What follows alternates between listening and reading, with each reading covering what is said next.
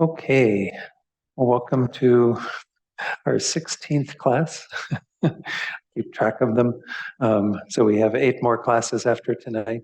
I just do want to remind people that the next several sessions will be only on Zoom, because I'll be away in Indianapolis with my mom. So that'll be through the end of October. The first Thursday in November, which I think is the 2nd of November, then we'll be back here in person again. So all right, let's go ahead and start with some prayers as usual. Get these on the screen. Oh, I put up the wrong thing here. The prayers, okay, good. And we'll do the praise to Shakyamuni Buddha just once. To the founder, the endowed, transcendent destroyer, the one gone beyond, the foe destroyer, the completely perfected, fully awakened being, perfect in knowledge and in good conduct, Sugata, knower of the world, supreme guide of human beings to be tamed, teacher of gods and human beings, to you, the completely and fully awakened one, the endowed, transcendent destroyer, the glorious conqueror, the subduer from the Shakya clan, I prostrate, make offerings, and go for refuge. And the short mandala offering. This ground, anointed with perfume, strewn with flowers, adorned with Mount Meru, 4 continents, the sun and the moon. I imagine this as a Buddha field and offer it. May all living beings enjoy this pure land. Idam Guru Ratna Mandalakam Niryatayami. And then refuge, first time in English and then twice in the Tibetan. I go for refuge until I am enlightened to the Buddha, the Dharma, and the Supreme Assembly. By the merits I create through listening to the Dharma, may I become a Buddha in order to benefit all sentient beings. Sangye chodong soki choknam la jangchu pardu dakni kapsu chi daki chanyan gi pe sanam gi dola penchir sangye drupar shok sangye chodong soki choknam la Jangchu Bardu Dakni Kyabsu Chi Daki Chanyan Gipe Sunam Gi Dola Penchir Sangye Drupar Shol. Okay, good. Let's go ahead and do a short meditation and spend the first few minutes just focusing on the breath. And then I'll come in a few minutes and lead you in setting motivation for tonight's class.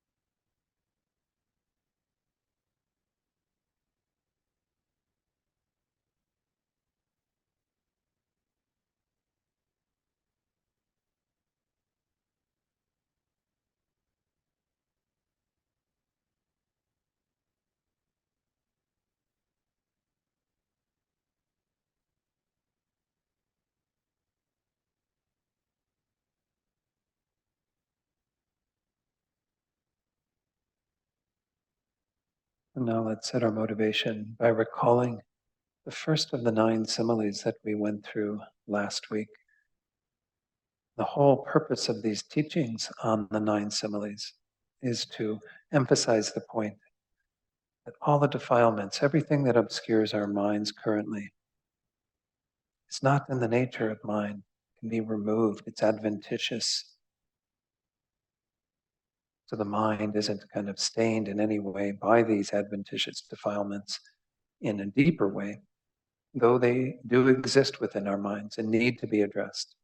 And these similes are showing how the nature of our minds and what obscures our minds are 2 separate phenomena, one which can be removed, that which obscures, to reveal that which is obscured, our Buddha nature, our Buddha potential.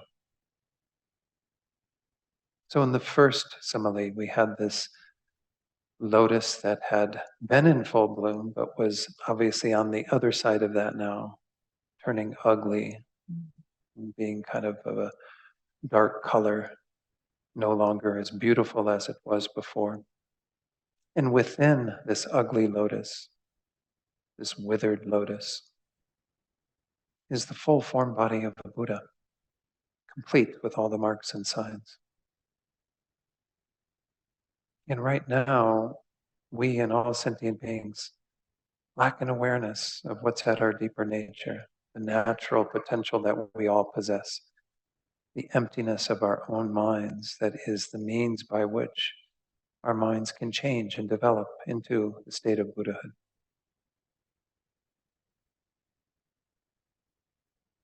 In the analogy, it's a God with the clairvoyance of the divine eye that actually sees that this form body of a Buddha is within this withered lotus, and therefore kind of instructs us to reveal it, to remove what obscures it.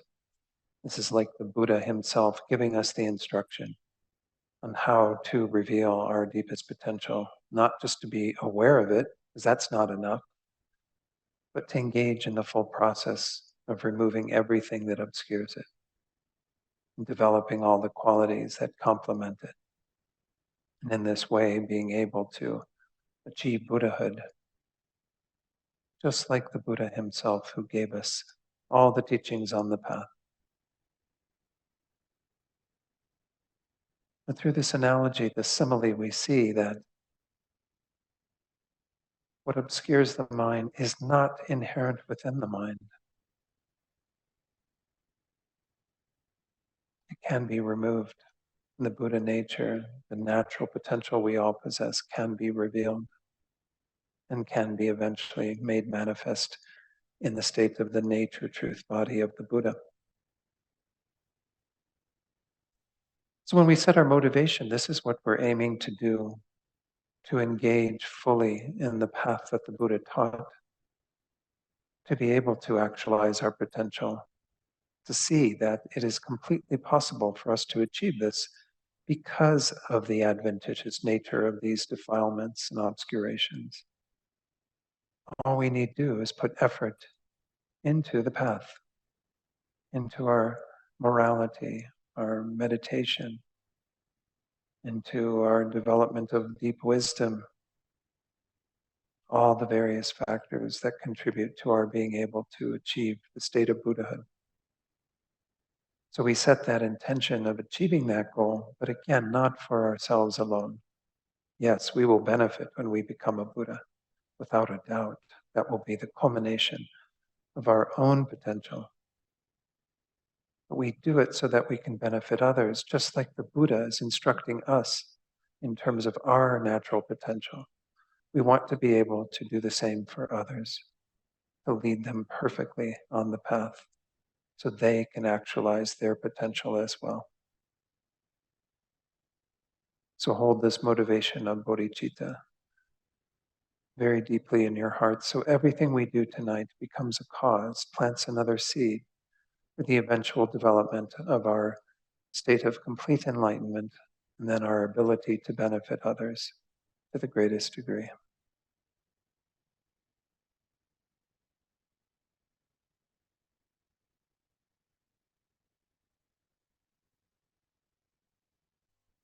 Okay, so let's go ahead and kind of go through what we went through last week, just the first simile. We did touch on it already in the meditation, but I thought it would be good to go through that. And I think I have time to go through all the other 8 similes that are in this section. We'll see if that happens or not. So again, this was the first one. We're going to get into, in later verses, kind of the connection of the deeper meaning of each of these. And that's where the outline at the very top of the screen, you'll see, says establishing by illustration the adventitious nature of dormant desire. We did touch on these briefly last week, but the idea is that every one of these correlates to something that is obscuring our minds that will need to be removed eventually. The first 3 are the dormant 3 poisons of desire, anger, and ignorance. And then it goes on to the manifest forms of those. They're counted as 1, and so on. We're not going to go into that in much detail tonight, because that's coming up in the verses where we explain more what is obscuring. And then, of course, there's also a feature that is being obscured that is related to, again, those 3 main qualities of the natural potential, the Dharmakaya, the suchness, and the what was the third one? Let me get my chart out real quickly. I don't know why it just suddenly fell off my mind, but the lineage itself. How could I forget that? The naturally abiding lineage as well as the developmental lineage. But the way that, again, these are mostly being presented in this context of just the pure analogy, the simile, is that we're talking about the natural potential being obscured to us, the emptiness of our own minds. So we see that, again, this first one had to do with the lotus, that is the covering over the form body of a Buddha. When seeing that in a lotus of 4 color, there dwells a Tathagata radiant with 1,000 marks. A person with the undefiled divine eye takes it out from the whirl of its lotus petals. So again, someone who has a clairvoyance where they can see what's underneath this poor colored withered lotus, they can actually see the form of the Buddha there. They say, you need to take this out. You need to have this revealed. Similarly, the Sugatas, again, the Buddhas, with their Buddha eye, see their own nature, even in those abiding in the hells of no respite. So again, even those beings that are in the worst state of suffering. This is said to be the often called the hell of unrelenting torment. It's the worst of the hells of Ichi, and beings that are in that state are dealing with kind of round-the-clock suffering in a very gross and horrific way. If we even had 1 second of that, we would kind of shape up immediately and never want to be reborn there. So even in those beings who are in those states where all they can do is be focused on their suffering and try to be free of it, although they have no chance of doing that, even in those beings, the natural potential exists. And then finally, the rest of 101, those without defilements abide until the end of time, freeing sentient beings from their defilements through their compassion. So again, when we are actually able to actualize our full Buddha potential, we become just like the form body of the Buddha, helping sentient beings, freeing them from their defilements through the compassion that we generate on the path.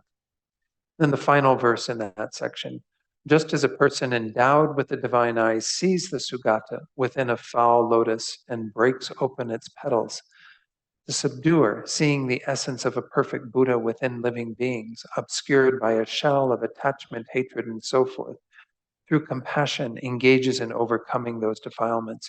So again, even though this is specifically around dormant desire, which we'll see again later, we're talking about all the afflictions that and other obscurations, even for that matter, that keep us from actualizing our potential fully, and even keeps us from seeing our potential. So this is the idea behind these. And so I thought tonight we would just carry on and go through each of these. This one, again, is related to dormant anger, which we'll see later. And it involves a swarm of bees that are around a hive where there is honey. So just as a beekeeper seeking honey, seeing it surrounded by a swarm of bees separates it with skill from the entire swarm of bees. So the commentary on this, it's kind of in mid-sentence there, but nonetheless, it's a clever person when collecting honey will notice honey surrounded by a swarm of bees. and we'll use various methods to separate the bees from the honey. I've never been a beekeeper, but I know they do those with the smoke, where they put smoke in so that the bees, disseminate, they go elsewhere, and then they're able to retrieve the trays of honey, the honeycomb and what have you. So continues on with the next verse, 104. So the great sage with the eye of omniscience sees the basic element comparable to honey. So the basic element is the true reality of the minds of sentient beings. As I said, in all of these 9, when they're first presented, we're just going to simply talk about our natural potential, the naturally abiding lineage, as it's sometimes called, or natural Buddha nature, however you want to refer to it. This is the emptiness of our own minds. And it's interesting, it says it's therefore like honey of a pure one taste sweetness. So in the same way that all honey has sweetness, I think I touched on this even last week when we were introducing all of these in the even more abbreviated section. So too does the emptiness of the minds of all beings. They're all of one taste. There's no differentiation between the emptiness of a Buddha's mind, the emptiness of our minds, the emptiness of anyone else's minds. Again, wherever they're at, whether they're in the animal existence, the hell existence, what have you. So this is the idea behind kind of calling it this of one taste, is that there's an indifferentiability in regard to all honey being sweet. In the same way, there's an indifferentiability in terms of the emptiness of the minds of all beings. So with the eye of omniscience, the great sage sees this and destroys the obscurations. Now again, Buddhas are not capable of destroying our obscurations. It would be nice if they were. We'd be liberated by now. We'd be Buddhas by now, right? But the Buddhas do that by teaching the Dharma. We have that wonderful quote that I'm sure you've all heard that is essentially, I may have even said it here, I don't remember, that the Buddhas don't kind of remove the suffering of beings like you take a thorn out of someone's hand. They don't wash away all of our negativities like you take dirt out of a cloth. They also don't take their realizations and plant them in the minds of other beings. How do the Buddhas help sentient beings in samsara? By teaching the Dharma. And this is the only way that they can help us, really. I mean, if we have karma to benefit from them in other ways, certainly that can happen. But the goal, the main goal, not to have our temporary suffering or suffering in the moment alleviated, but to have our suffering once and for all eliminated. And then, of course, all the causes of that, as well as the deeper obscurations that keep us from becoming just like the Buddhas themselves. So again, and they forever eradicate the obscurations that are likened to the bees. So again, in this analogy, I guess again, the bees would flock back after you get the honey because that's their hive. But here the analogy is that you get rid of the bees once and for all, which is kind of sad for the poor bees, but great for us because they represent our obscurations, right? So then it says, by turning the wheels of Dharma, the Buddha eradicates forever the obscurations, which cover the naturally pure basic element of sentient beings like a swarm of bees. We're going to see when we get into this later, swarm of bees is brought up in terms of dormant anger because that's what it's like, right? A very angry swarm of bees. They often say if you do see like a bee actually swarming onto a particular tree or what have you, just don't bother them, leave them alone. They'll eventually kind of go their way. So the idea is that could be seen as something very angry, very upsetting. And so this is representing a kind of dormant anger. Let's continue on though with the next verse. This is the final verse of this section. Even if the honey is obstructed by billions of bees, the beekeeper separates the honey to use it as desired. In the same way, the uncontaminated consciousness in sentient beings is like honey. The afflictions are like bees, and the conqueror, skilled in controlling them, is like the beekeeper, the skilled person who's going to come in and be able to get to the honey, reveal the honey from bees, kind of separating it. If the honey is obscured by many thousands of bees, the honey collector will remove the bees and use the honey for food and so forth as he desires. Similarly, the perfect Buddha, the great conqueror, skilled in destroying the bee-like afflictions, will cover the honey-like reality of non-afflicted consciousness, is like the honey collector skilled in removing bees. So again, the conqueror is the Buddha coming in and helping us to know the techniques, the methods for removing all of the afflictions and what have you. So I just realized I forgot to pull up the PowerPoint presentation. There it is. Okay.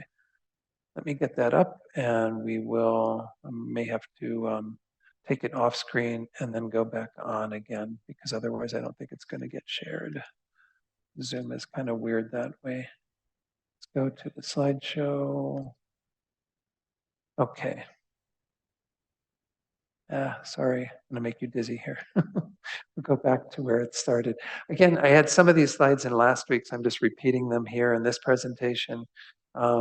This is from Geshe Loden's book, which again, I'm sharing a lot of it because I just think it helps sometimes to have someone else's words present some of this. There's not a lot of earth-shaking new information in here, but nonetheless, this is how he went about commenting on the initial sort of brief presentation of these similes. When the natural potential for Buddhahood within the continuum of living beings is separated from all obscurations, it transforms into a Buddha's nature body. Again, the natural potential becomes the nature body when it not only has the natural purity, which is the emptiness of the mind, but it's also the purity that is the freedom from obstructions, from all of the adventitious defilements. The great sages, all the Buddhas, perceive with their omniscient vision the Tathagata essence abiding within the minds of living beings, but enclosed by the delusions. Whoops, what did I do there? Okay. They show all the methods for separating the Buddha potential from all the delusions, so that when it is completely freed of all obscurations, the natural potential transforms into the nature body of the state of Buddhahood. This is illustrated by the person seeking honey. The honey is completely surrounded by a swarm of bees, and so the person must be clever in going about obtaining the honey. He must use a skillful method to first completely remove the swarm of bees, and then, once the honey is separated from the bees, his desire for the honey can be realized. Like that, the person seeking the sweet taste of enlightenment must be skillful in separating his honey-like natural potential from the bee-like obscurations of the delusion. So that's kind of an interesting way of putting the sweet tastes in terms of also representing the enlightened state that we can attain through actualizing our potential. So again, this is just carrying on in the same vein as what we already looked at. The Buddha, this is the third one, sorry, that was it. Let's go on to back to the text. So let me get that up on the screen. All right, so now we go on to the third of the similes. Again, this has to do with the third of the three poisons, dormant ignorance. But as I said, we'll go into that in more detail later. Verse 106 on page 176 of your commentary. As kernels of grain in their husk are inedible by humans, those wishing to use them for a meal and so on must extract them from their husk, right? You know, if we talk about all the various things that are grains that come inside some sort of covering, a husk of some sort, wheat, barley, rice, what have you, all these various grains, those are useless unless we remove them from the husk, right? They're inedible without an ability to get to the kind of meat of the grain as opposed to the husk that obscures that. So without removing the kernels of the grain from the outer husks, Gyaltsab Je says, they cannot be made into a delicious meal for the use of mankind or people kind, whatever. Therefore, those who wish for a meal will remove them from the husk, right? If we want to actually have our needs satisfied, which is, again, our desire for happiness, our desire to be free from suffering and so on, we have to actually find a way to get to the grain, you know, to actually achieve what it is that will satisfy at the deepest level. Again, our enlightenment through actualizing our potential. So let's carry on with the next part of this. Similarly, the naturally pure basic element of sentient beings lies combined with the afflictions, right? The afflictions are like the husk that is around the grain, okay? In the same way, the basic element of sentient beings is entangled with afflictions, is what Maitreya says in his first line of 107. And we get to the rest of 107. This is about how we actually go about removing the obscuration. For as long as the essence of the conqueror, that's the Tathagata essence, the Buddha nature, our natural lineage, as long as that is not liberated from the defilement of afflictions, until then, a conqueror's deeds will not manifest in the three realms, right? You won't have the ability to engage in those deeds. And the three realms are the realm of desire, form, and formless realms.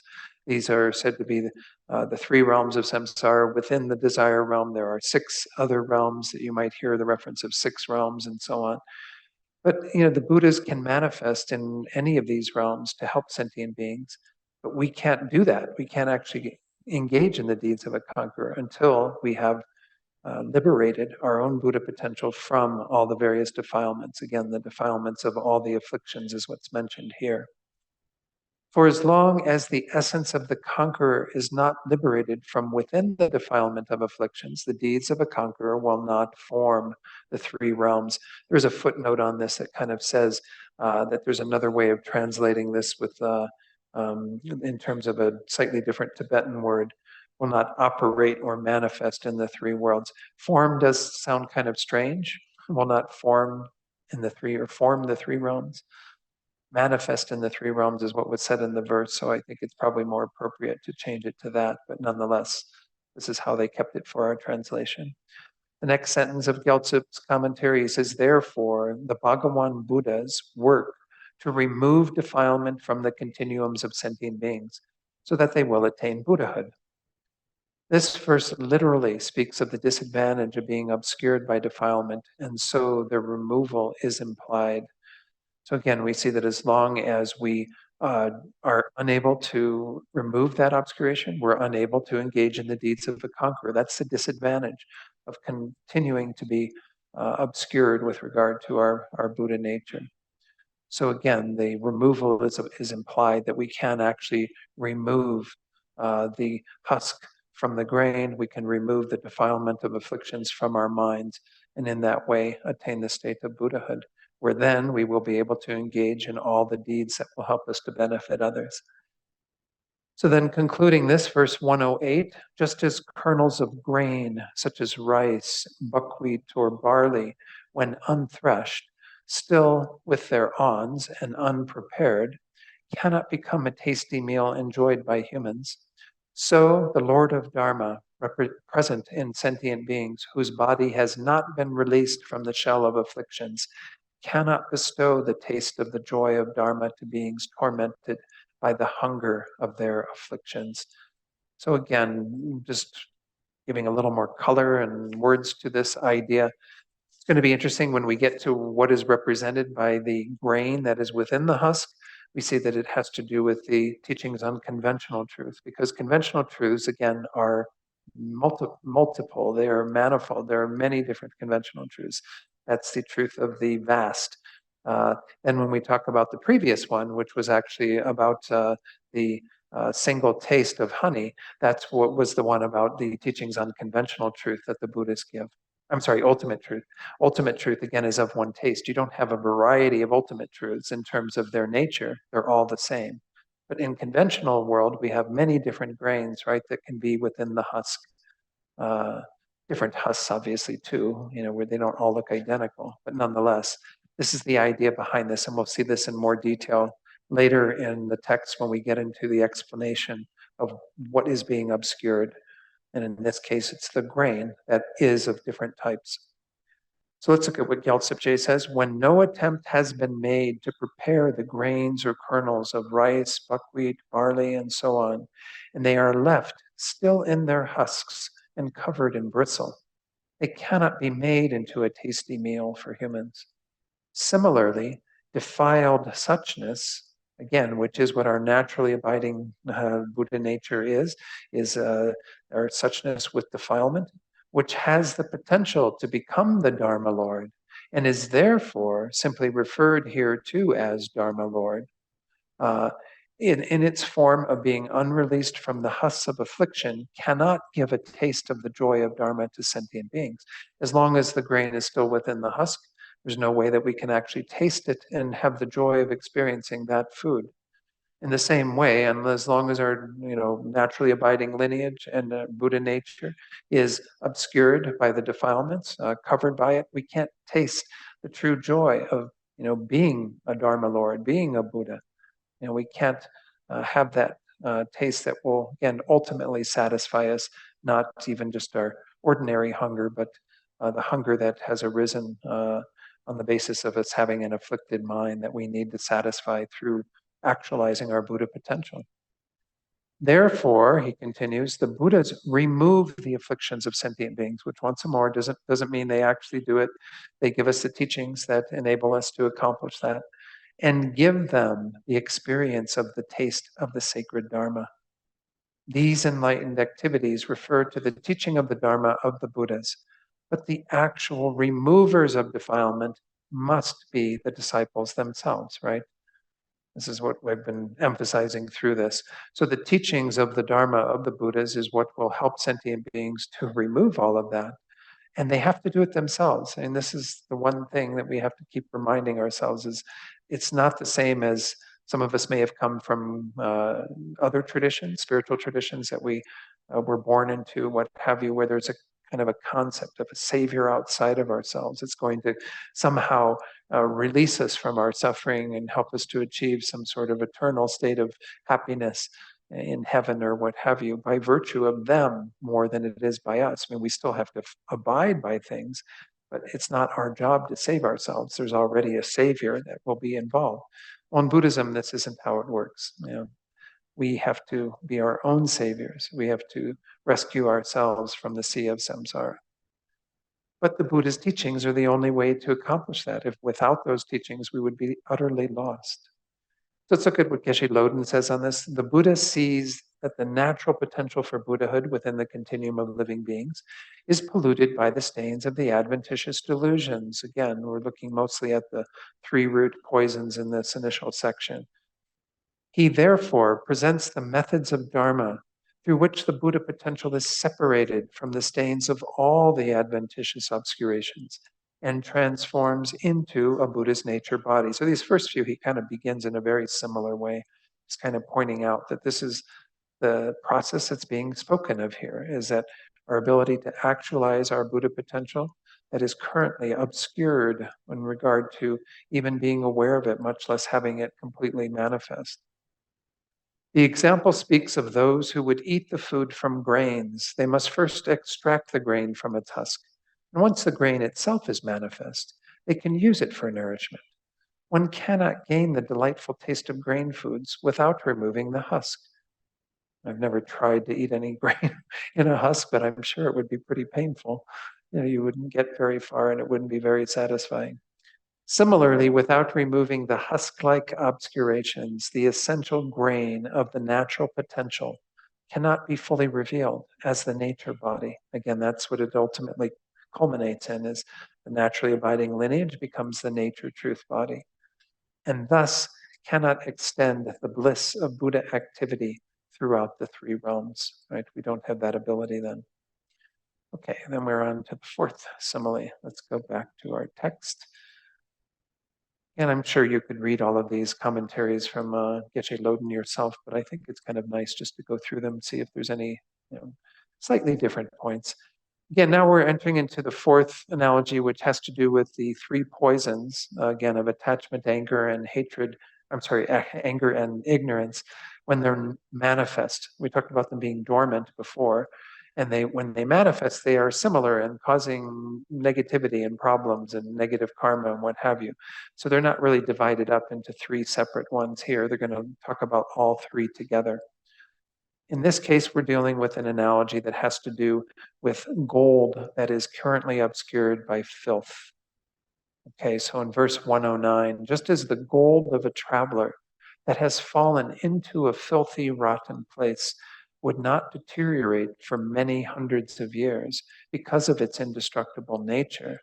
And just as a God endowed with the divine eye, upon seeing it, tells a person, purify this supremely priceless gold and craft it into something precious, like a statue of the Tathagata.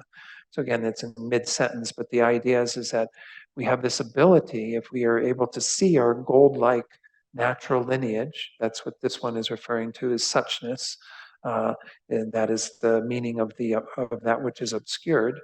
The idea is that we can then utilize that unchanging essence, that emptiness of our own minds, as a basis for crafting it into the state of buddhahood. Of course, we have to, purify it to some degree. The gold has been in filth, right?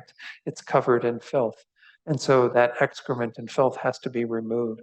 And we'll see kind of a nice analogy for the Buddha's ability to do that. So here it says in the commentary from Gyaltsab, while a person is walking along the road, they accidentally drop their gold and it falls into a filthy pit. That's kind of a strange one because it's not like our Tathagata essence, our naturally abiding lineage, somehow fell into a place where it got covered with filth. We've been in the filthy, dank, horrible stuff, that whole pit since beginningless time. So that's one thing about the simile that doesn't work perfectly. However, he says, this gold never deteriorates and is therefore indestructible, right? Because the nature of gold will remain the same no matter how much excrement would be on the outside. It still has its pure nature as gold. It remains unchanged, he says, in that filthy spot for many hundreds of years, again, for sentient beings from beginningless time, right? A God with his divine eye sees it there and says to a human, there is gold there. Clean this most precious of metals and make from it something that should be crafted from precious metal, such as a statue of the Tathagata. Kind of, again, even though this isn't technically about the developmental lineage, it is making some small reference to that potential that exists because the mind is empty of inherent existence, because of naturally abiding lineage. We can transform our being from our unenlightened state all the way to the state of being a Tathagata, a Buddha. In the same way, the Tathagatas, by teaching Dharma, remove the defilements, right? Again, this is the same theme we see again and again through here, is that how it actually is accomplished is by virtue of the Dharma that is taught by the Buddhas that we have to practice. The meaning of that says, similarly, the conquerors see the qualities of the naturally pure basic element in sentient beings, sunken into afflictions which are like filth. So again, the conquerors are like the God with the divine eye. They see that we have this naturally abiding lineage within this covering of all this filth, that are the filth of kind of our being in this unenlightened existence, this existence that is caused by our own karma and delusions, this kind of filthy in that way, giving us nothing but unsatisfactory experiences. And it says, similarly, the conquerors see in sentient beings the naturally pure basic element as a quality of sentient beings, sunk in the filth of afflictions, removing the obscuration. And in order to cleanse the mire of afflictions, Maitreya says, they let fall rains of sublime Dharma for all beings. So we often use this phrase of like the rain of Dharma. This is how it's purified, right? Is through the rain of Dharma that Buddhists send down. But of course, not just from their side. We have to take advantage of that moisture of the Dharma and moisten our own minds with that, purify our own naturally abiding lineage by removing our defilements, obscurations. So the commentary from Gyaltsab says, to wash away the mud of affliction or the filth of affliction, they bring about the rains of Dharma in accord with the realms and thoughts of living beings and remove all obscuration. And this is again speaking to the Buddha's skillful means. We talked about this previously. The very beginning of this whole course, I mentioned the 3 turnings of the wheel of Dharma and how the Buddha was speaking very specifically to certain disciples and their predispositions, what they needed at that level of their spiritual development in order to sort of get engaged in the teachings. Some teachings are quite provisional. The teachings on the final meaning of emptiness, which were in the second wheel turning, are what the Buddha is bringing people to. I mean, not everybody's ready to jump in at the deep end, right? Everyone needs to wade in at their own pace and then get to a place where they can be comfortable adopting the most kind of profound view of emptiness. So this is the idea behind this, is that Buddhas let a rain of Dharma fall in accord with the thoughts of beings, with their predispositions and so on. Then we have another explanation that is the final verse of this section. Just as a god seeing gold dropped into a filthy, rotten place, earnestly shows its supreme beauty to humans so that they might completely clean it. In the same way, the conquerors see in sentient beings the precious essence of complete Buddhas, fallen into the filth of afflictions, and teach them the Dharma in order to purify that basic element. Okay. So again, this is the idea that was set out already in terms of the other verses, but is just being reiterated here, that this is how we actually achieve state of enlightenment, is the Buddha revealing to us our natural potential, which once more is emptiness, is suchness in its most basic way. That is what we have to realize in order to accomplish the same accomplishments that the Buddha has in order to become fully enlightened. So there's just a short commentary on this. The God who has seen the gold lying amidst filth deliberately shows this supremely beautiful object to a human so that they will clean it, right? They will actually take advantage of the gold that's there. Likewise, the conquerors see within sentient beings the essence of the perfect Buddha, fallen into the vast filth of the afflictions. And in order to clean it, they teach them the Dharma. Because it's through the Dharma that we are purified, through the Dharma that we purify our own minds and eventually attain again the same state that the Buddhas attain. So let's go to the commentary from Geshe Loden, and he actually kind of talks in a little bit. Well, actually, no, that's another passage. I'm sorry. That's a passage from Geshe Sonam Rinchen, where he talks about the first four kind of being combined together all around this idea of the afflictions, the three root poisons, as well as in a dormant state, as well as in a manifest state. So Geshe Loden says, the way the natural potential transforms into a Buddha's nature body is illustrated by this example as follows. The Buddha potential of ordinary beings, sunk in filth-like delusions, is seen by the Buddhas. To clean away the obscuring filth of the adventitious defilements, the conqueror Buddhas bring forth a rain of Dharma to overcome the defilements.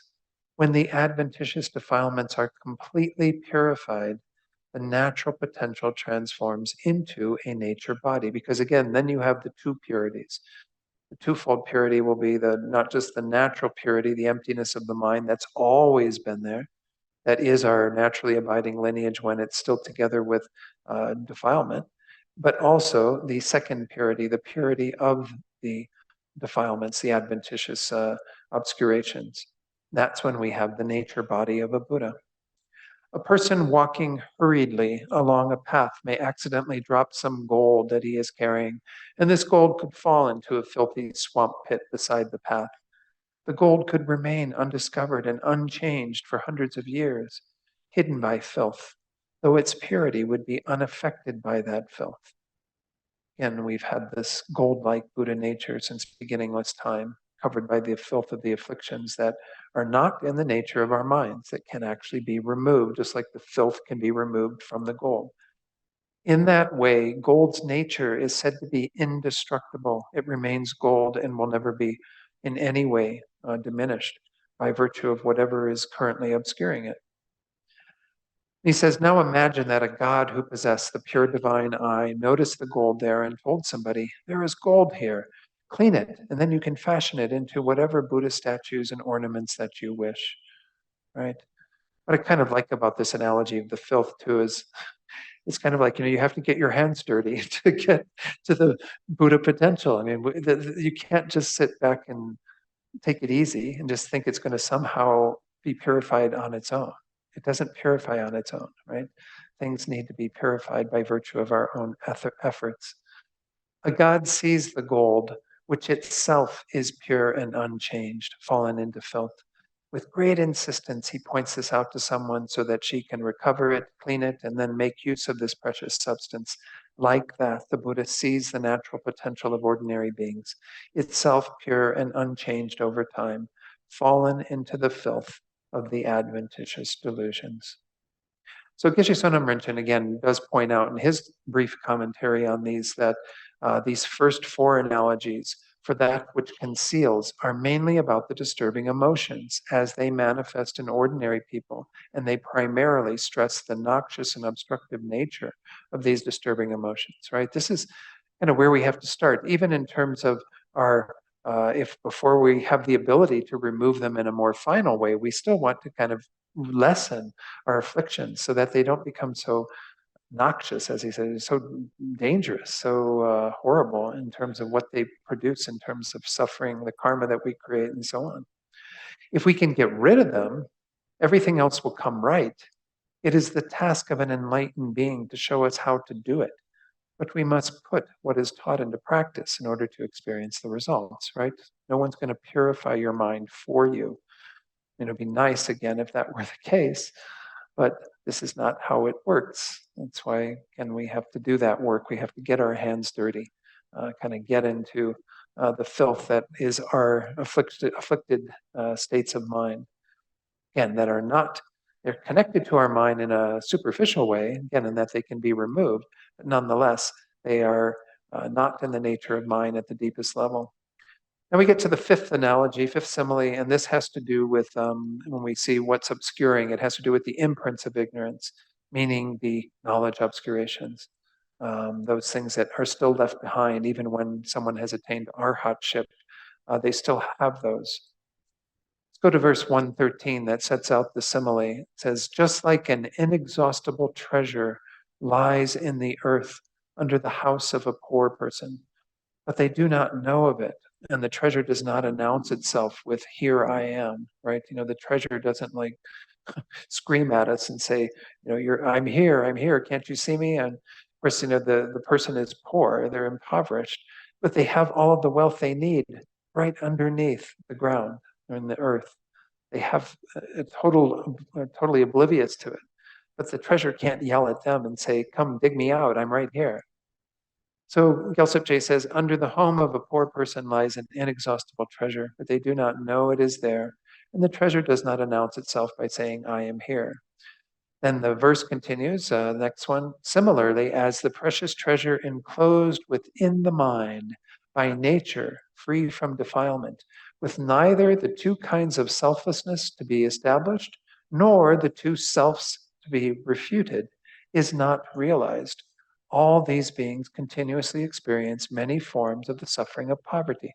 So as long as we still adhere to the two selves that are the self of persons, which is primarily ourselves, but it can be in regard to any person, any being, where we adhere to the person to exist inherently, or the self of phenomena, which means phenomena other than persons.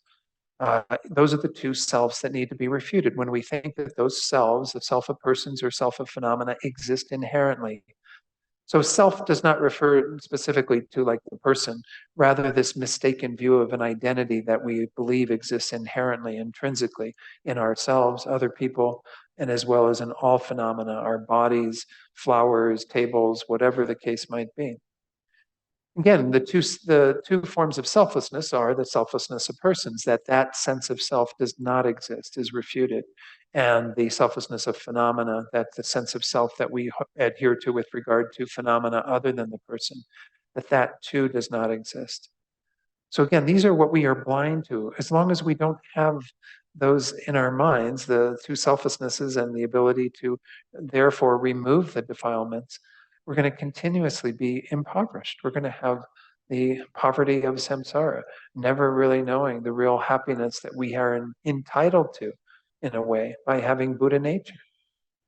Because it's all, the treasure is still enclosed within the sort of dirt of our minds, the earth of our minds. So let's look at what Gyaltsab says here. Similarly, in the minds of sentient beings lies the potential for every excellent quality, a precious treasure, which by nature is free from defilement. This word should be reversed there, which by nature is free from defilement, where the two kinds of no self are not newly established, right? Because the two forms of selflessness, you're not newly establishing them, you're just realizing what was there all along. It's new for you to realize it, but nonetheless, it's not newly established. Things have never had this form of self. They've never had an atom of inherent existence, as they often say. Whether we talk about the person or whether we talk about our bodies, other phenomena that are not persons. And then it says, and the two kinds of self are not newly negated. They've always been negated. That sense of a self has never existed. We're negating it in our own minds because we need to generate that awareness that is contrary to the ignorance that adheres to it. That's what we mean by developing these two, the knowledge of the two kinds of selflessness or no self. Continuing, he says, this reality with defilement, again, the suchness with defilement, existing within one's continuum, is not seen. And therefore, these beings must experience continuously and in many ways, was that right? Yeah, I think that's right. Must experience continuously and in many ways the sufferings of being deprived of the happiness of liberation. So again, they have a continual suffering and then they have all the varieties of suffering that we have to experience. We ourselves and all beings, as long as we're blind to the two selflessnesses. To dispel such sufferings, the Buddha appears in the world and teaches emptiness. This is why the Buddha teaches and leads people again to that perfect view of emptiness. It's in the second wheel turning, the Perfection of Wisdom Sutras.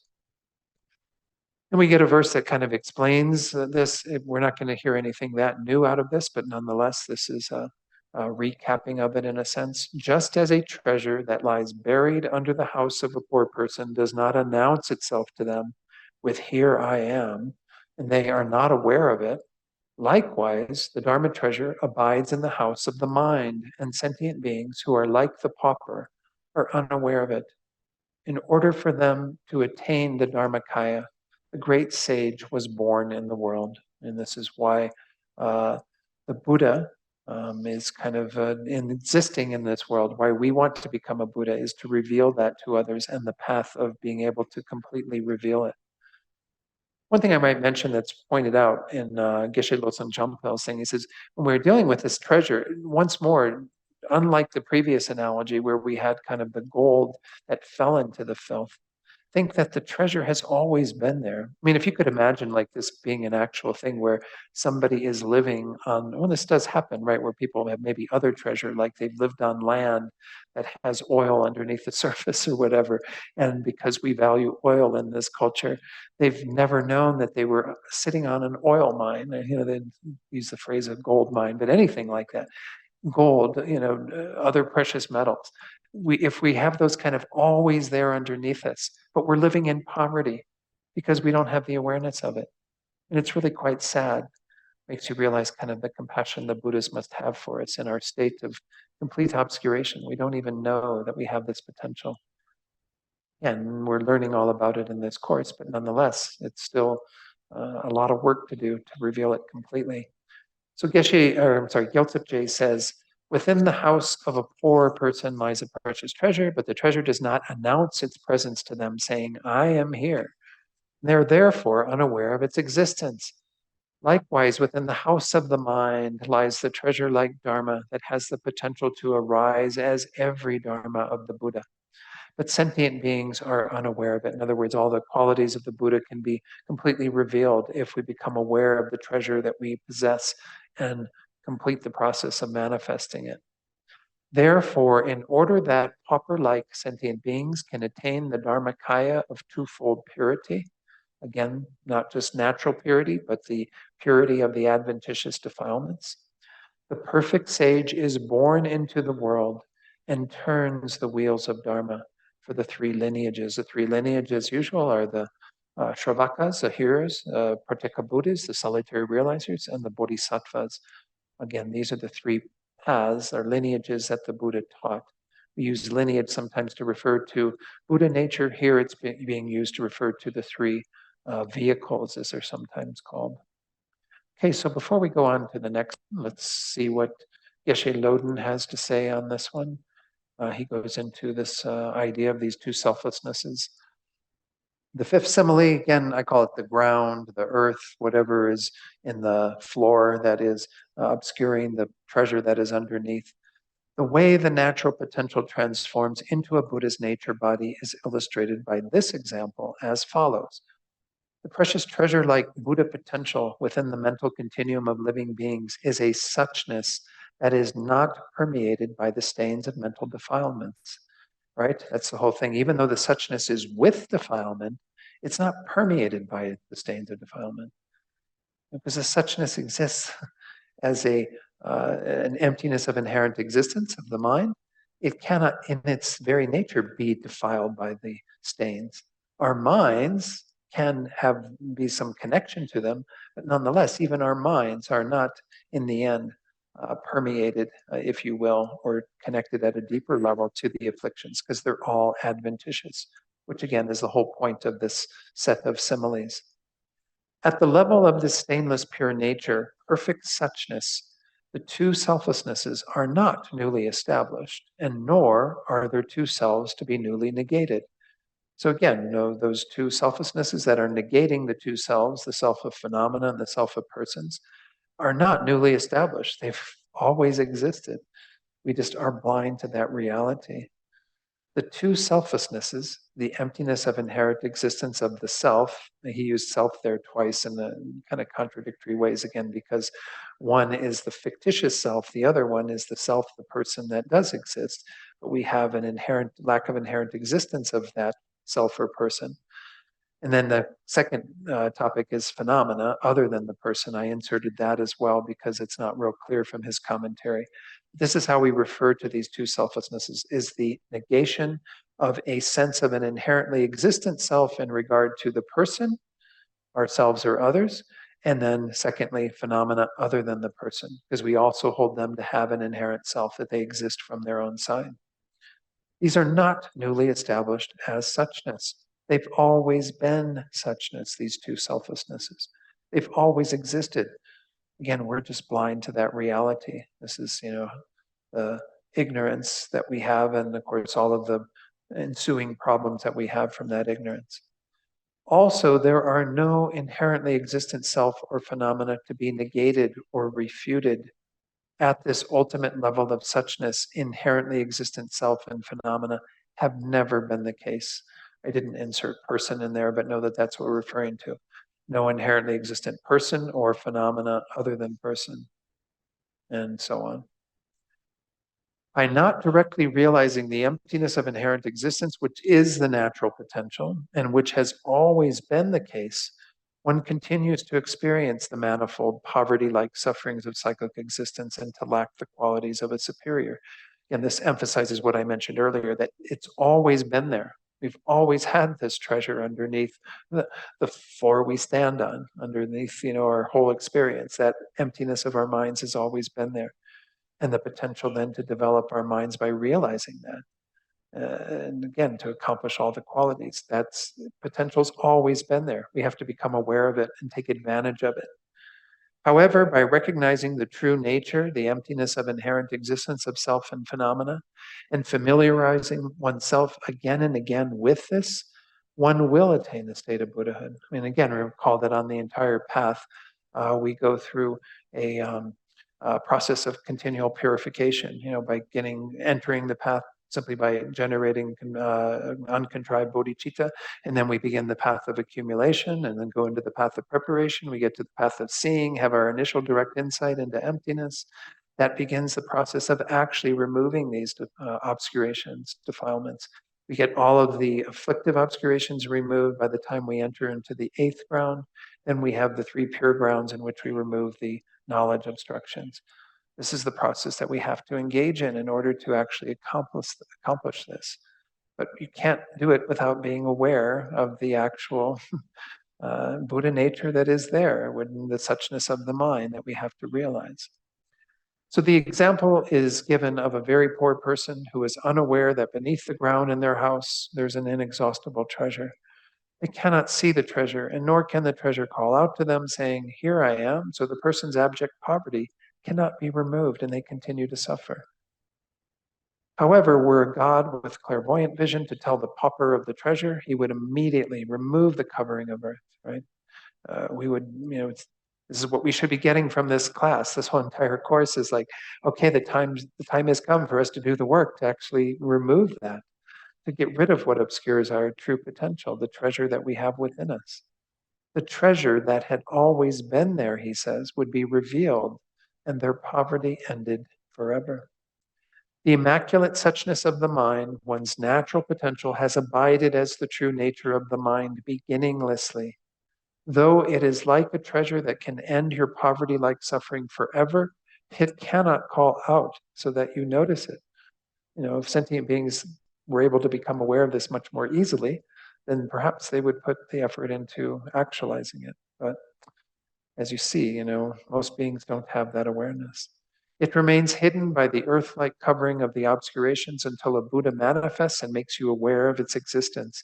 It is then merely a case of removing the obscuring coverings to be able to access this inner treasure, which is able to solve all your problems and eliminate all sufferings of samsara, right? And this is the way out, folks, is to actually engage again in coming to realize that natural potential, which is the suchness of our minds, identical in taste to the suchness, the emptiness of everything.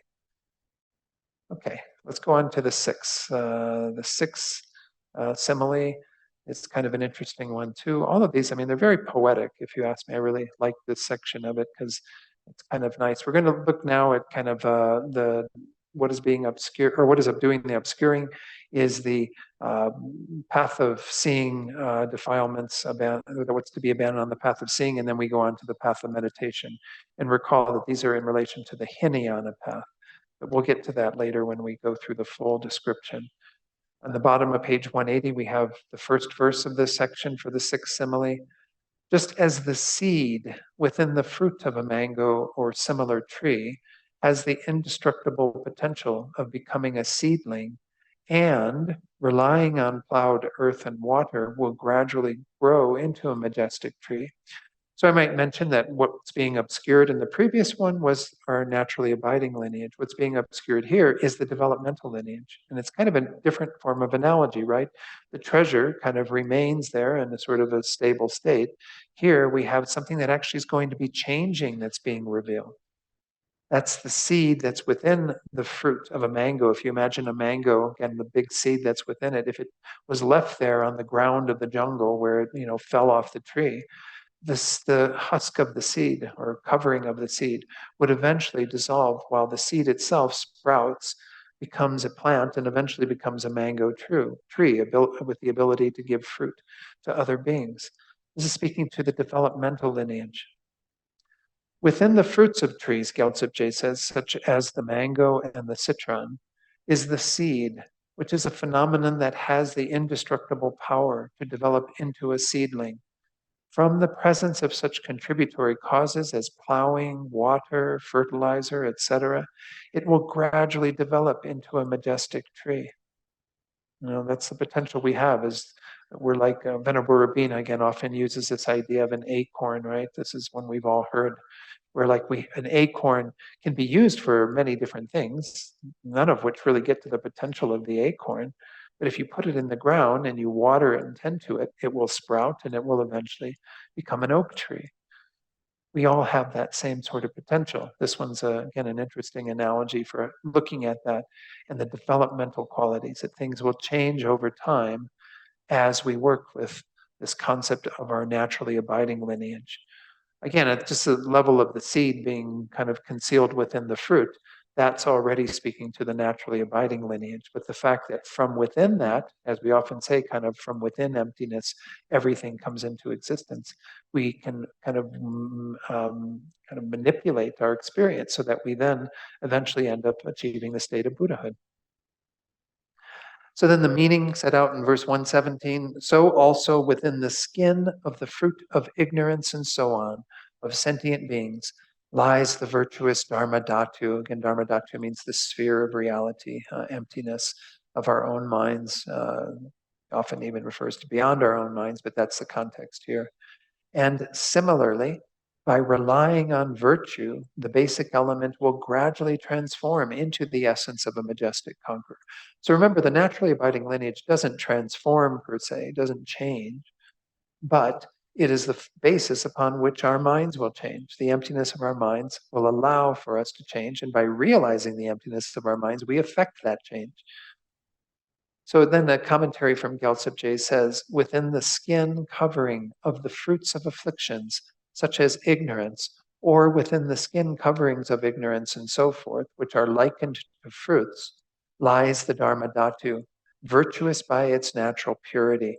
Again, we can't say that emptiness has virtuous or non-virtuous qualities. It's an emptiness, it's a negation. But it's virtuous by its natural purity. And the fact that it doesn't have any inherent existence, and that realizing that emptiness will be the means by which we can achieve our full potential. So then it goes on, as the above example illustrates, when conditions awaken the lineage and different virtues lead it into the Mahayana path, it develops gradually into a majestic conqueror, just as the seed sprouts and becomes a small plant and a larger tree, and then becomes a source of mangoes for all sorts of beings. It's a similar way that we become a Buddha. Then we have again, as we've had with many of these, an explanatory verse that kind of goes into pulling it all together. Just as by way of the conditions of water, sunlight, air, earth, time, and space, trees grow from within the peels of the mango and coconut fruits, or whatever type of fruits you want to have. Similarly, the seed and sprout of complete enlightenment, enclosed within the peel of sentient beings' afflictions, through the conditions of such and such virtues, will increase the realization of Dharma. Of course, the such and such virtues are all the virtues of the path that we're taught. The three principal aspects of the path, accumulating merit, all these various things that we engage in on our path, the six perfections, all these things we need to realize and practice. So the commentary from Gyaltsab says, with the right conditions of water, sunlight, air, earth, and time, and with space, providing the opportunity for growth. Remember, we've seen space used in a number of these analogies. It's a negation of any obstructive contact. That's why physical things can exist within space. And that's kind of, again, often an analogy for emptiness. That emptiness acts as a condition, if you will, for the ability for the mind to change and develop.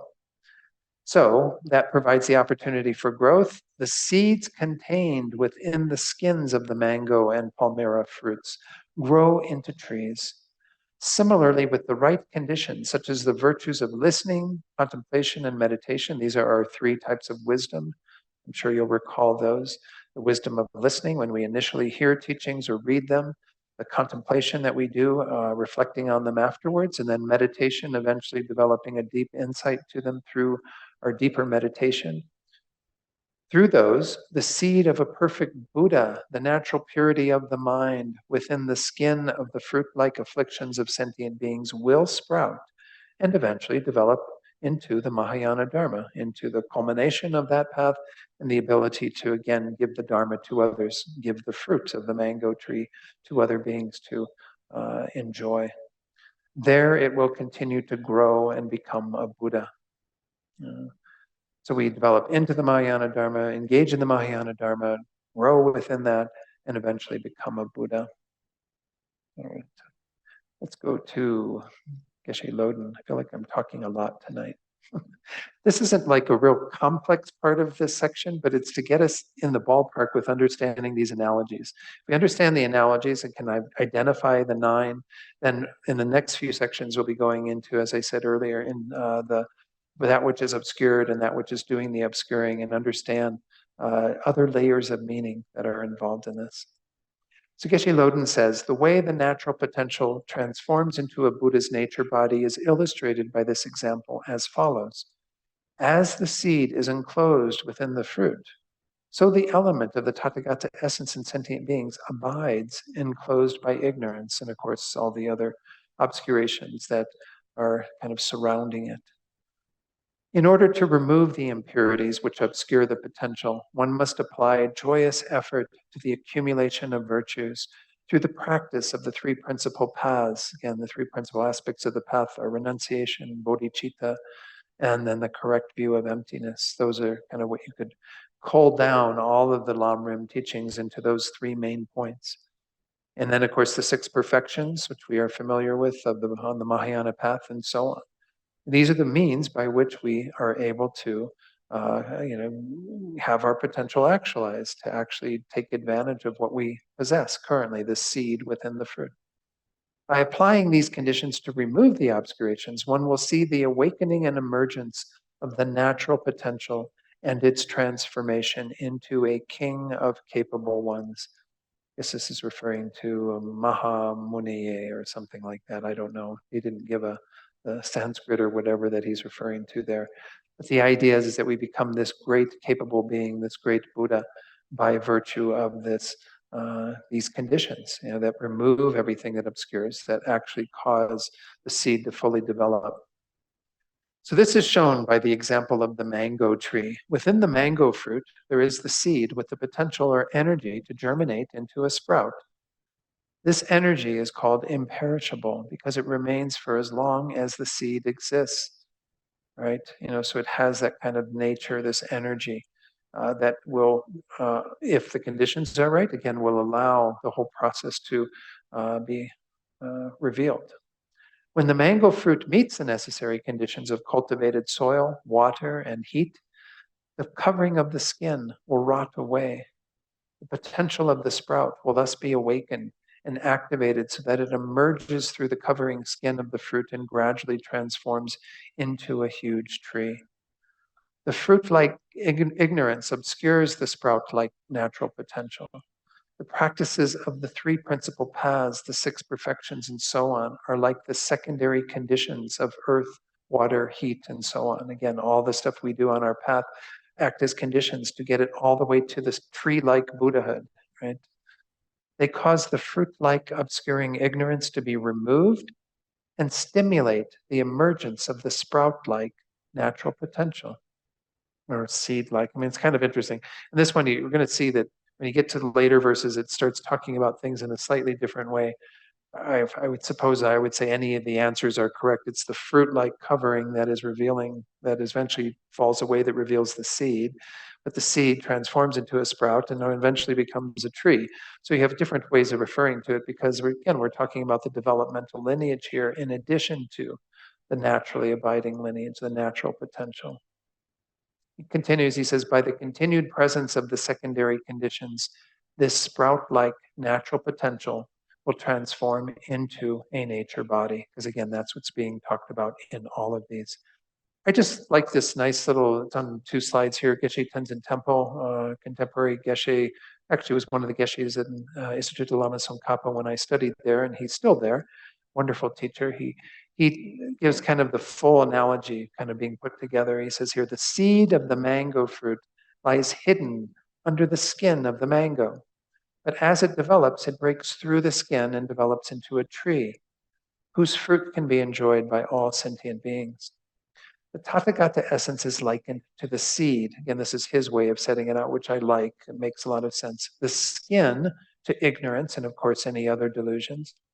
The sprout growing through the skin to the gradual lessening of the afflictions and increasing of the qualities. And the fully developed tree to the final result of complete enlightenment. So that's where you could get all of these kind of packed into one with regard to the analogy of like the mango and the seed within it and what have you, all right? So this one again is a little different because what is being obscured has kind of a changing quality to it, as opposed to things that have been so far mostly unchanging or of one taste or what have you, and mostly kind of in reference to some of that. So this one, again, is quite important in terms of the text and what we're looking at in terms of developmental potential in particular. Now we go on and look at the path of meditation abandonments with the 7th simile. Whoops, went a little too far. Go back one more. Verse 119, a statue of the Tathagata made of precious jewels is wrapped in tattered, foul-smelling robes.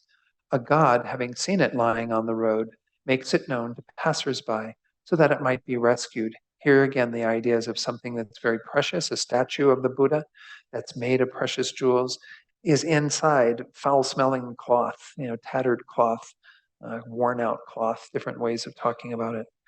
A statue of the conqueror made from gold or other precious metal is wrapped in smelly rags and is lying on a country road where people are walking past it and over it. This is seen by a god who points out the statue in order to have it removed from the rags and to stop people walking over it. This kind of points out that, there's also a sense of kind of disrespect. And most of you know this, that if you have like an image of the Buddha, you don't disrespect it by putting it in dirty places or setting it on the ground. If you're going to have one of these outdoor statues of a Buddha that, are in your garden or whatever have you, put them on a pedestal or something up above. You don't want to have them in a place where people would step over them or they'd be in a kind of an inferior position. So this is also speaking to the fact that we should be not having disrespect for ourselves in terms of denigrating ourselves because we have Buddha nature, but also not having disrespect for other beings because they too possess Buddha potential. And to try to hold that view that all beings are precious because they all are Buddhas in the making, Buddhas in the rough. Yeah. It just need a lot of work, right? So then we get the next part of this, the verse 120. The one endowed with unobstructed vision sees the Tathagata essence covered in a multitude of afflictions, even in animals. We had hell beings before. Here, animals are being pointed out. And because animals are seen as very ignorant beings, even in the ignorant minds of these animals, the Buddha nature is still there. Similarly, the Buddhas with their unobstructed vision see that since beginningless time, suchness with defilement, whose nature is no different to the phenomenon of a Tathagata, exists even in animals. Again, this undifferentiable essence of Buddha nature, emptiness of the mind, is the same in ourselves and in Buddhas. And so, for the sake of liberation, shows the method. As illustrated in the above example, in order to liberate those sentient beings, the Buddhas teach various methods, which can be summarized as the paths of the three lineages. Again, all the teachings the Buddha gave for hearers, solitary realizers, and bodhisattvas. Just as one with the divine eye sees the image of the Tathagata, precious by nature, wrapped in foul-smelling robes, lying on the road, and shows it to people so that they might rescue it, likewise the conqueror sees that the basic element, wrapped in the tattered robes of afflictions and lying on the road of samsara, exists even in animals and teaches the Dharma so that they might be liberated. Of course, animals, unfortunately, can't hear the teachings in a way that they'd be able to put them to use. Might get some good seeds planted in their minds, but nonetheless, it's us as humans now that have the opportunity to learn from the Dharma teachings and to actually engage in this path. So Gyaltsab Je says, a precious statue of the Buddha, of the Tathagata, lies wrapped in smelly rags on a road. A god with his divine eye sees it and points it out to passersby so that it may be removed from the rags. Likewise, the naturally pure basic element lies covered by the rags of the afflictions on the road of samsara, even in the continuum of animals. The Buddhas see this, and they teach the Dharma in order to liberate those beings from samsara. Okay, so let's go to, I think these are going to be a little bit shorter, some of these. He ended up not commenting quite as much on the latter ones as I recall. Let's go on to, whoops, I meant to go start there. The tattered cloth. The way the natural potential transforms into a Buddha's nature body is illustrated by this example as follows. The Buddha sees the presence of the element of the Tathagata essence in all beings, including even animals, though still wrapped in or concealed by delusions and so forth. It is for the purpose of liberating the Tathagata essence or natural potential from the delusions concealing it that the Buddha taught a great variety of methods of practice. He sets forth 84,000 dharmas. I often hear this in regard to 84,000 afflictions, but I've never seen an 84,000 list, but nonetheless, it's the wide array of the Buddha's teachings that are there to address the wide array of crazy minds that sentient beings like ourselves have, which include the methods of the Sutra and the Tantra Vajrayana sets, and methods suited to beings of the three scopes, all three different scopes of the Lam Rim, as well as, again, we saw the three lineages. All of these various teachings the Buddha gave are for the benefit of beings to reveal their Tathagata essence. Through following his teachings and engaging in the three wisdoms of listening, thinking, and meditating, the natural potential will be transformed into a Buddha's nature body. The example speaks of a beautiful Buddha statue adorned with jewels, but wrapped up in dirty, tattered, foul-smelling rags. It has fallen by the road and remains sitting there undiscovered because it is concealed by the rags. Passersby have no way of knowing that there's something of great value hidden within. When eventually a god with clairvoyant vision perceives the statue amongst the rags, he tells a passerby of it so that he can uncover the Buddha statue. When this person removes the concealing rags, the beautiful and precious form of the Buddha becomes manifest. Sorry, I'll have to change that. The beautiful Buddha form of the natural potential is hidden by the rags of delusion and remains undiscovered. When the Buddha tells us what is hidden within, the obscuring rags of the delusions can be removed to reveal the full wonder of the nature body. Okay? Again, we're getting a similar idea with most of these, again, of something that is obscuring, that needs to be removed in order to reveal something very precious and valuable, and something that will satisfy our deepest wants and desires and help us to do the same for other beings. So now we get into the impure levels, which again are the first 7 grounds of the Bodhisattva path. So we're leaving the Hinayana obscurations. Again, we'll get into the full description of all that later.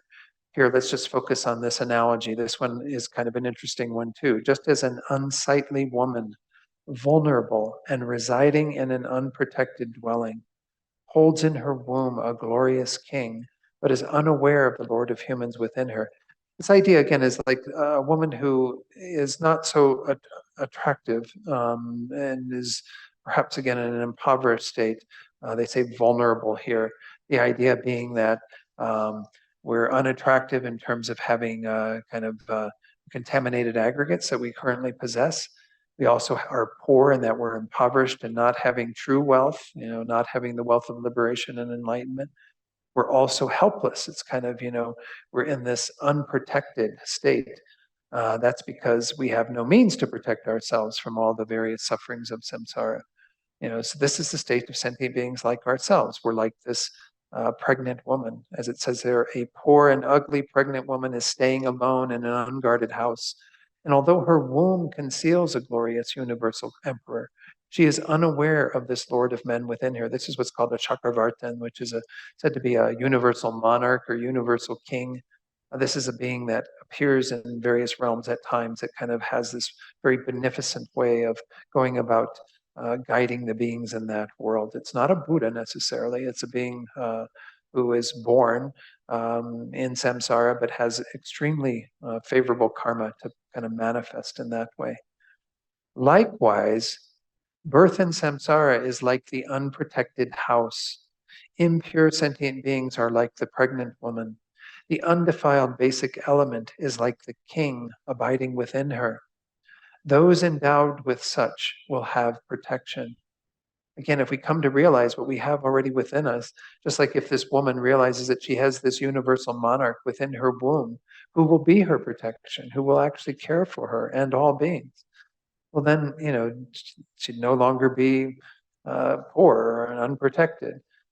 In the unprotected house of birth and the existences of the 3 realms live sentient beings, unpurified of adventitious defilement. They are like a woman with a universal emperor in her womb, and those with such a possession will eventually be protected. Therefore, the naturally pure and undefiled basic element is likened to the emperor in the womb. It's kind of interesting here too. You do have that growth thing going on, but this one isn't emphasizing as much the developmental lineage, but you do have obviously an infant that grows from a fetus all the way to a fully developed child that is born, in this case becomes an adult that is a universal monarch and what have you. So there is a process that's kind of inferred here. And we'll see that this one, in terms of what's obscured, has to do with the enjoyment body, the Sambhogakaya. It is kind of that abiding place of a Buddha when they attain enlightenment that teaches Arya Bodhisattvas. So, and we'll get to this later. Verse 124, just as a woman of unappealing form, dressed in stained clothing, lives in an unguarded place, experiencing great suffering, even though she bears a lord of the earth in her womb. Similarly, within sentient beings, there's a protector, but beings nonetheless abide in a state of suffering. Our own protection is kind of within us. In fact, it's said that we our own worst enemy is ourselves, not something outside of us, and our own best protector is within us and not something outside of us. We are the creator of our own suffering. We are the unmaker of our own suffering. Then it says, similarly with sentient beings, there's a protector, but beings nonetheless abide in a state of suffering. Their unprotected minds being restless by the force of afflictions. An ugly woman wearing old, worn-out clothes carries the Lord of the earth in her womb, but she does not know it, and living in an unguarded house, she suffers greatly. Likewise, there is a protector living within sentient beings themselves, and yet the forces of the afflictions disturb their unguarded minds. And it is in order to pacify these afflictions of those dwelling in the sufferings of samsara that the Buddhists teach the Dharma. Although the removal of the obscurations is not actually taught in this verse, it's similar to that taught in the other verses, right? I mean, the removal happens by way of birth occurring, right? I guess you could have a cesarean birth where you're sort of cutting into the womb so that their baby could be brought out that way. But the idea is that this occurs through the process of the birth of the child eventually. But unbeknownst to this woman who's living in this poverty, her protector and her source of great wealth is already abiding within her. Again, these analogies are all taught in the Tathagata Essence Sutra. These are analogies the Buddha gave, similes the Buddha gave. And these are just the explanations of all the different layers of meaning with this. It's maybe all we have time for before our discussion. Let's go through what Geshe Loden says in regard to this eighth simile. The way the natural potential transforms into a Buddha's nature body is illustrated by this example as follows. Within the mental continuum of the impure beings of samsara is the stainless nature, the element of the Tathagata essence. It is held within the adventitious defilements which obscure it and which bear a similarity to a womb. The methods for the purification of these defilements which obscure the Buddha potential have been explained, right? We've already talked about them, all the various teachings, the three principal aspects, the three types of wisdom, all these various things we need to do. The methods are the various techniques contained in the teachings of Sutra and Tantra and condensed into the three principal aspects of renunciation, bodhicitta, and wisdom. When, through the practice of suitable methods, the natural Buddha potential is completely freed from all defilements, it transforms into a Buddha's nature body. The one who has attained a nature body becomes the protector of all living beings, right? And the Buddha attaining that state protects others through teaching the Dharma, giving them the teachings that will help them to be free of the suffering of samsara. This point is illustrated as follows. Within the abdomen of a defenseless woman forced to live in a shelter for the homeless, maybe he's updating it for modern times, is a baby who will one day become a universal king, a great ruler. Because the baby is obscured by the covering of the womb, that woman remains unaware of the type of being that she holds within. After birth, when separated from the womb, that baby will grow and eventually become a universal king, who will then be the greatest possible protector for the woman. Beings within samsara are like the pregnant woman, and their natural Buddha potential is like the fetus, not yet formed into a king, but with the potential to become a great ruler. The nature of the baby-like potential is not apparent because it is obscured by the abdomen-like adventitious defilements. The baby is within the womb and cannot be seen, to be that. I guess even if you did the, what's it called, where they do the ultrasound, thank you. When they do the ultrasound, they can't tell it's a universal monarch in there. Might be able to tell the gender, but, the birth gender. However, when the baby of Buddha potential is removed from the womb like adventitious defilements, its potential becomes apparent and will steadily grow into the king-like nature body, which is the ultimate protector. Again, here the idea is kind of reversed from what we often hear. Maybe that was a bit of what was being said by Gyaltsab Je too. You're kind of removing the baby from the womb as opposed to removing the womb from the baby. But I guess it depends on how you look at it. Okay, that leads us to the ninth, and we'll again, I think, stop here because I think I'm going to lose my voice soon anyway. So let me just check in if there's any questions. I know this is relatively straightforward, but if there's any questions that people have before we do our discussions. Yeah, Stephen. Yeah. Is it over there? Okay, great. Stephen's getting the microphone.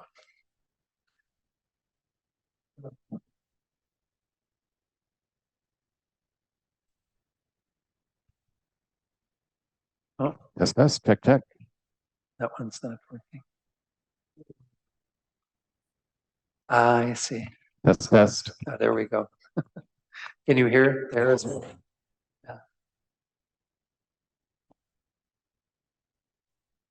Yeah, Don, thank you for taking my question. Sure, Stephen. And yeah, we're going over the similes, and at the base, they talk about the naturally abiding lineage. But you pointed out at least a couple of them that also involve the developmental lineage. And so that was the third one, a grain in a husk, and the sixth one, fruit tree. Within the seed of a tree. With the grain, I was emphasizing the conventional truths with that one, because of not the so much the varieties. developmental lineage. Oh, but yes, okay. there were two others, I think. Yeah. The fifth one, I think. Yeah, that was the just my mango. question. Which other ones also emphasized either the conventional or the developmental? Yeah, I mean, again, what we're going to get to when we get into that which is obscured, and we can go to that in terms of the chart. Let me pull the chart up real quick. This is, again, the chart I made just very brief reference to. Oops, not that one. No, not that one. This one. Okay. This is kind of giving us the full schema of what we're looking at here and what we're going to be getting into in the next section. After we come together, and next week we'll do the ninth simile and then go into, there's a short kind of introduction of that, but essentially we're going to begin to look at what are the meanings of the obscuring and of the obscured. What is it that's kind of causing the natural potential to not be noticed or seen? And then what is it that is kind of a deeper meaning of that or an additional meaning of it? Remember with the first of these, if we go to that far column, the column on the right, we see that there are three main things that are mentioned there, right? Dharmakaya for three of them, the first three, suchness for the fourth, and then lineage. I'm sorry, it's the sixth one that had to do with developmental lineage. And also we see that the baby in the womb kind of has that connotation of kind of developing into a body of a universal monarch, and in that way also a body of a Buddha. What we're going to see is that the Dharmakaya, in terms of how these are set out, and I'll just mention them really briefly right now. The Dharmakaya, again, is the fact that we are subject to the influence of the truth body of other Buddhas, that they can disseminate the Dharma to us. The Dharmakaya itself, the very first one, is the truth body of realization, the wisdom Dharmakaya that Buddhas possess. The Dharmakaya in the second one is the definitive meaning sutras that the Buddhists teach, which give us the view of the ultimate. That's why it's honey of one taste. And for the third one is the provisional meaning teachings that help us to develop our minds through all the method aspects of the path. That is what allows us to reveal all of the various conventional truths that we know is through all of those provisional meaning teachings. Then we have suchness. Suchness has no divisions, and it's only for that one. That's, again, the gold that's remaining unchanged, even though it's covered by filth. Then for lineage, you've got five that refer to lineage. The first is naturally abiding lineage, and I pointed that out. The second is developmental lineage, and that's where we have the mango seed and the whole sprout process all the way to a tree. And then the third one of those, which is actually number 7, where it says lineage, is the nature body, which again is kind of referring to the nature truth body, the emptiness of the mind, which is this precious statue that is inside the torn cloth. And then the next two are the enjoyment body and the emanation body, respectively. Again, and we're going to see these even also correlated with beings who they're primarily kind of working at various things that need to be removed. The things that are being removed are in that column next to that, the second from the left, where it's got what is being doing the obscuring. Those are the adventitious defilements that need to be removed. All of these need to be removed, obviously. This whole thing works as a kind of complete teaching. We have to remove everything that obscures the mind in order for the Tathagata essence to be fully revealed and for all of the various, bodies to be formed of a Buddha. Okay, so that's what we're talking about in essence. I don't know if that answered everything for you, Stephen. Yeah, thanks, Don. Okay. Sean has a question, so please, unmute and you should be able to, So you mentioned, or the text mentioned, that Buddhas can't really benefit sentient beings in any other way than teaching them Dharma to help them heal or remove their own afflictions. But then there's also practices that are for healing through mantras and things. Are those just pseudo teachings, or are they? Is there some validity to that? I mean, we could say that there are still maybe somewhat provisional teachings, and there are. I think I mentioned this very briefly, but there are means that Buddhas can perhaps help us to have some temporal relief of our suffering. I mean, they can be a source. If we've created a karma with a particular Buddha, then maybe there is some reciprocal effect that can happen. But in terms of removing suffering at the deepest level, it's just impossible for a Buddha to do that from their side alone. Again, what we see happening, and even when we look at the life of Lama Tsongkhapa himself purified his mind to a place where he actually had visions of his guru appearing in the form of Manjushri, had kind of more direct influence, but it still was teaching the Dharma, still with that sense of, I'm going to give you more of what you need. And even when we get to these beings, these high-level bodhisattvas, Arya bodhisattvas that can manifest in the realm of a complete enjoyment body, a Sambhogakaya, they have to have, again, a highly developed mind to be able to access deeper teachings from those Buddhas in those realms. But Buddhas will still continue to benefit them with the primary aim of helping them to liberate themselves, helping them to be free of all the obscurations. So when we talk about like the medicine Buddha or green Tara or all these other beings who are manifestations of Buddha energy that have specific ways that they might be able to help us with healing, they're there as a resource for that. And we have to have the karma from our side to be able to experience that. But nonetheless, we wouldn't expect those beings to remove all of our suffering. It's not going to be possible, because the only way for that deeper work to happen is for us to actually cultivate the path in our own mind streams. So I wouldn't discount, because Rinpoche was actually very, very much a person who recommended doing these sorts of practices and having great faith in mantra and all the various practices that help us as kind of aids on our path of awakening. And in that way, they do kind of still lead to eventually a more ultimate result. But I guess the real meaning of all this, when it comes down to it, Sean, is that to do the deepest work of removing everything that obscures the mind, that has to be done by ourselves. That's not something that, as much as we pray to a Buddha, as much as we try to invoke their ability to do whatever, they don't have that power. And this is where we can talk about Buddhas being omniscient, but I wouldn't call them omnipotent. Unlike in the kind of theistic traditions, often they point to a creator God as also being omnipotent, can do anything, from their side to create something or destroy something. So, okay. All right. Let's do some discussion then. We've got these are not really horribly complex in terms of the questions. It's kind of the same question for each one of these. I'll put it on the screen just so you can see it. It's just to kind of go through and talk about, oops, let me get this away so I can actually get to that. Talk about each of the similes and set out the illustration of the obscured and the obscuring phenomena and the brief meaning of the simile. In this section, by brief meaning, I'm primarily, again, referring to as it's being presented here, not that chart that I put up. That chart that I put up gets into the deeper meaning. The brief meaning is just what's being talked about here. What is it that's obscured? What is it that's obscuring?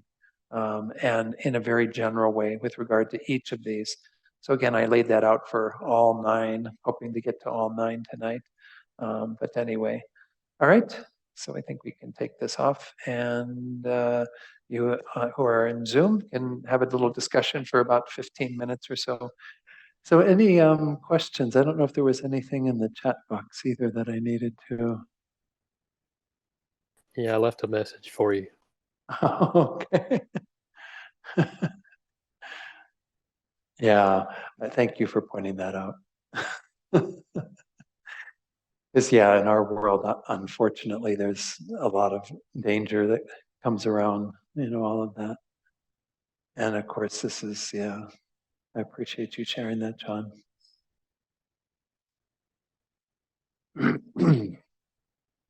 Yeah, they're Any still comments or battling all that.